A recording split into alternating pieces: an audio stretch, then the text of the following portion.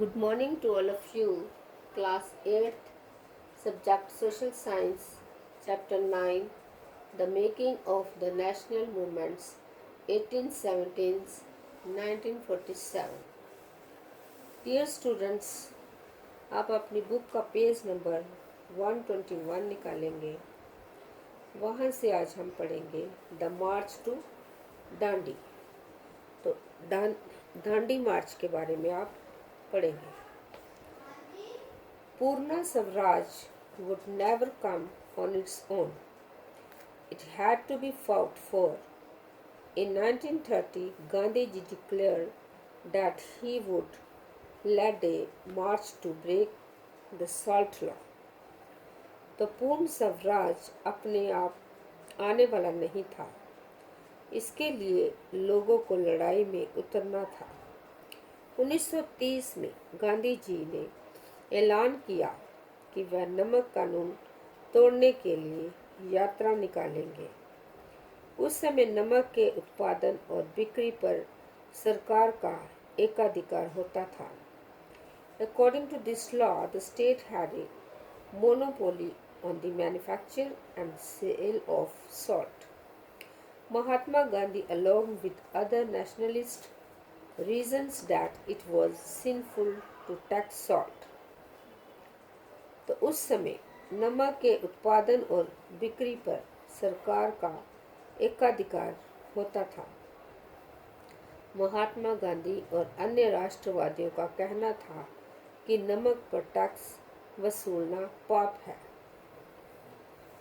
Gandhi ji and his followers marched for over 240 miles from Sabarmati to the coastal town to Dandi, where they broke the government law by gathering natural salt found on the seashore and boiling sea water to produce salt.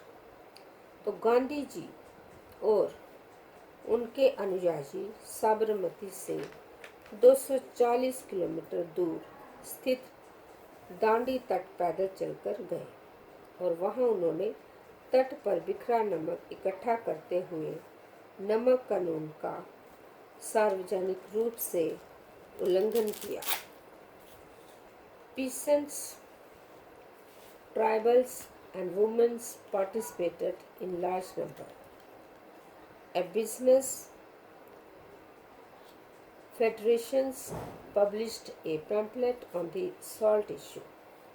The government tried to crush the movement through brutal action against peaceful satyagrahis. Thousands were sent to jail. तो उन्होंने पानी उबाल कर भी नमक बनाया। इस आंदोलन में किसानों, आदिवासियों और महिलाओं ने बड़ी संख्या में हिस्सा लिया। नमक के मुद्दे पर एक व्यावसायिक संघ ने पर्चा प्रकाशित किया। सरकार ने शांतिपूर्ण सत्याग्रहियों के निर्मम दमन के जरिए आंदोलन को कुचलने का प्रयास किया। हजारों आंदोलनकारियों को जेल में डाल दिया गया। The combined struggles of the Indian people bore fruits when the Government of India Act of 1935 prescribes professional autonomy and the government announced elections to the provisional legislatures in 1937. The Congress formed governments in 7 out of 11 provinces. तो भारतीय जनता के साझे संघर्षों के चलते आखिरकार 1935 के government of India act में प्रांतीय स्वायत्तता का प्रावधान किया गया। सरकार ने ऐलान किया कि 1937 में प्रांतीय विधायकों के लिए चुनाव कराए जाएंगे। इन चुनावों के परिणाम आने पर 11 में से 7 प्रांतों में कांग्रेस की सरकार बनी। In September 1939, after 2 years of Congress rule in the provision, The Second World War broke out. Critical of Hitler, Congress leaders were ready to support the British war efforts, but in return they wanted that India be granted independence after the war. The British refused to concede the demand. The Congress ministers resigned in protest. तो प्रांतीय स्तर पर 2 साल के कांग्रेस शासन के बाद सितंबर 1939 में दूसरा विश्व युद्ध छिड़ गया। हिटलर ब्रिटेन के युद्ध प्रयासों में मदद देने को तैयार थे। इसके बदले में वे चाहते थे कि युद्ध के बाद भारत को स्वतंत्र कर दिया जाए। अंग्रेज़ों ने ये बात नहीं मानी।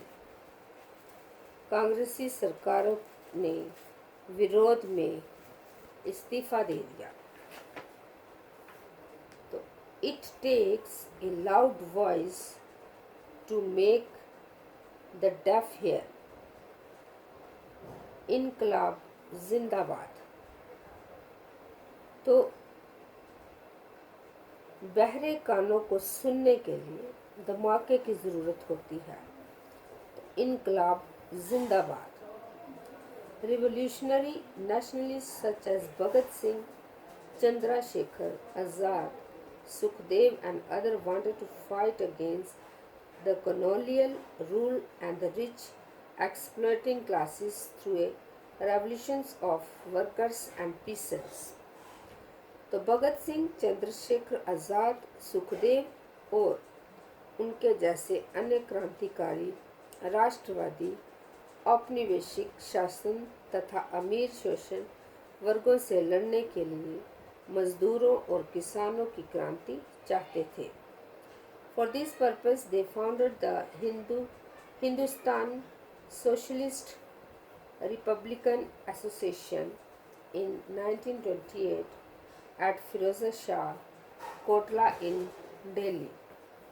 On 17 December 1928, Bhagat Singh Azad and Rajguru assassinated Saunders, a police officer who was involved in the Lathi charge that has caused the death of Lala Lajpat Rai.